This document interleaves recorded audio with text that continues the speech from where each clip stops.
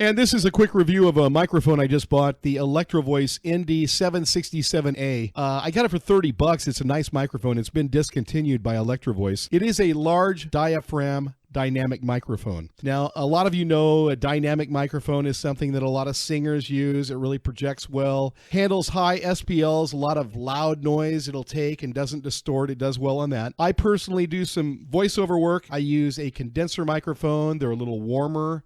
They have a fuller sound. They're kind of funner, fuller. I wouldn't say they're funner. Yeah, I would, because I like them better. If I was a singer in a bar, I would probably want a microphone like this because it's durable.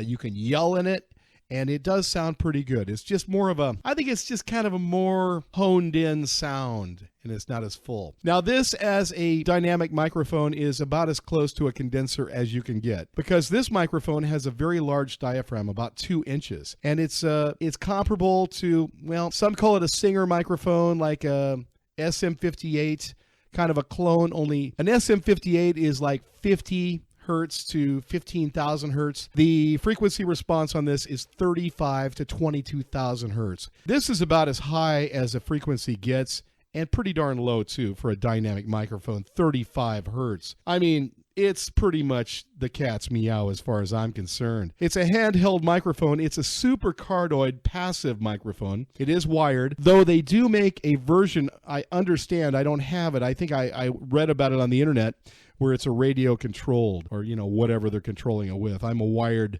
microphone guy. Now, the ND967 is the highest gain before feedback performance vocal microphone on the market. At least it was at the time. Like I say, it's been discontinued. It makes a perfect choice for louder stage environments. I'm going to use it as a backup microphone in case I do podcasting, something like that, because the microphone will, because it's a dynamic, it's not going to pick up the full spectrum of sound outside the door because, I have to take my condenser microphone in a quiet area and I've got a little box I use. Otherwise, I'm picking up some asshole's car exhaust down the street. You know what I'm saying? So I've got to be careful about that. And you got to know your limitations. What I will use this for is probably podcasting. Yeah, it would be strictly probably pretty much podcasting, I think. Unless I do some streaming or something and I don't want to have to worry about being in a soundproof room. But it's a very nice microphone. I owned one of these before and I gave it to a musician. It was pretty rough and ready to break. So I'm back to it. The ND767A, like I say, it's a great singing microphone. It's got the low technology, the VOB technology.